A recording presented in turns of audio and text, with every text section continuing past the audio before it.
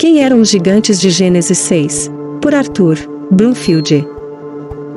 Como se foram multiplicando os homens na terra, e lhes nasceram filhas, vendo os filhos de Deus que as filhas dos homens eram formosas, tomaram para si mulheres, as que, entre todas, mais lhes agradaram. Então, disse o Senhor, o meu espírito não agirá para sempre no homem, pois este é carnal, e os seus dias serão 120 anos.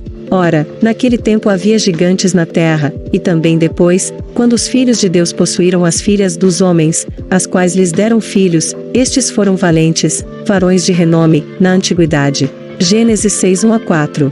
A explicação mais comum dessa passagem é que os filhos de Deus são a linhagem ímpia de Caim.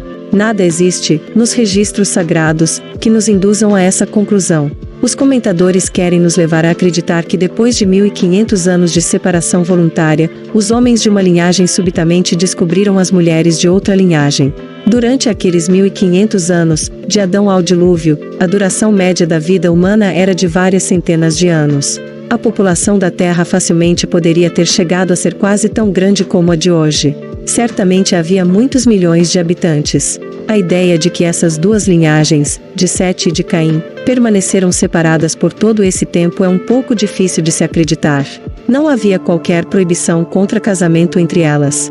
Além disso, se havia uma linhagem boa, por que não foram salvos na arca? Outrossem, se eram piedosos, por que fizeram coisas tão ímpias? E por que Deus os teria varrido da terra? Na verdade, não existem linhagens boas, não há tal coisa. Os homens não são reputados bons só porque descendem de alguns antepassados justos. Aqueles filhos de Deus encheram a terra de violência. Não se tratava de um caso comum. Casamentos têm tido lugar desde que o homem foi criado, mas aqueles eram inteiramente diferentes. Era uma união anormal que resultaria na corrupção de toda a raça humana. Foi essa união desnatural que produziu uma estranha raça nova chamada Nefilim, erroneamente traduzida por gigantes. Essa raça tinha de ser destruída. O vocábulo hebraico é Nefilim. Significa decaídos, concordância, Robert Young. Não existe na Bíblia a doutrina da paternidade universal de Deus. Os homens não são chamados de filhos de Deus por pertencerem a um certo grupo ou serem de certa descendência. Ninguém pode ser injusto e piedoso ao mesmo tempo. Nenhum dos filhos de Sete, exceto Noé e sua família, foi considerado justo. Por outro lado, na Bíblia, a expressão filhos de Deus tem uma significação muito especial. Sempre se refere a seres diretamente criados. Nesse sentido, Adão e Eva eram filhos de Deus, mas seus descendentes não. Os anjos são filhos de Deus, porque cada um deles foi diretamente criado. Isso incluiria Satanás, que foi Lúcifer, o querubim ungido.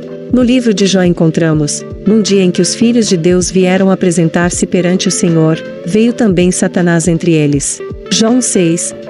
Deus arguiu Satanás, não acerca de seu direito de estar entre os filhos de Deus, mas acerca do que ele estivera fazendo. No Novo Testamento, a expressão filhos de Deus tem o mesmo sentido. Uma pessoa é filho de Deus somente se é nova criatura em Cristo. Não somos filhos de Deus porque pertencemos a uma determinada igreja, mas porque um ato criativo bem definido foi operado em nós. Mas, a todos quantos o receberam, deu-lhes o poder de serem feitos filhos de Deus, a saber, aos que creem no seu nome. João 1:12, por conseguinte, a ideia de que todos os descendentes homens de Sete eram filhos de Deus, simplesmente porque, de modo mais ou menos duvidoso, podiam traçar sua descendência até Sete, é totalmente estranha ao ensino bíblico. Quanto a esse particular, a versão de Moffat nos dá a tradução correta. Ora, quando os homens começaram a multiplicar-se por todo o mundo, lhes nasceram filhas, os anjos notaram que as filhas dos homens eram belas e se casaram com qualquer delas que escolheram. Foi naqueles dias que os gigantes Nefilins se levantaram na terra, bem como depois, sempre que anjos coabitaram com as filhas dos homens e estas lhes deram filhos, esses foram os heróis famosos nos dias antigos. Gênesis 6:1-4, isso é quase idêntico ao registro do livro de Enoque. Esse livro não foi um dos inspirados, mas é antiquíssimo e mostra como os antigos eruditos entendiam essas palavras. Ora, se Deus não poupou anjos quando pecaram, antes, precipitando-os no inferno, os entregou a abismos de trevas, reservando-os para juízo, e não poupou o mundo antigo, mas preservou a Noé, pregador da justiça, e mais 7 pessoas, quando fez vir o dilúvio sobre o mundo de ímpios.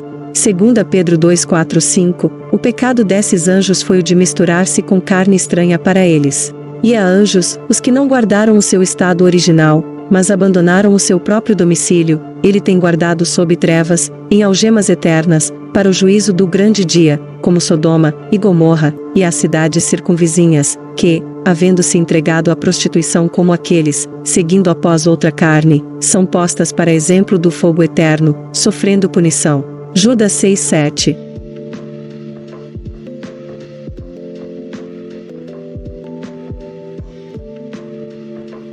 Comente, compartilhe, deixe o seu gostei e não se esqueça de se inscrever no canal.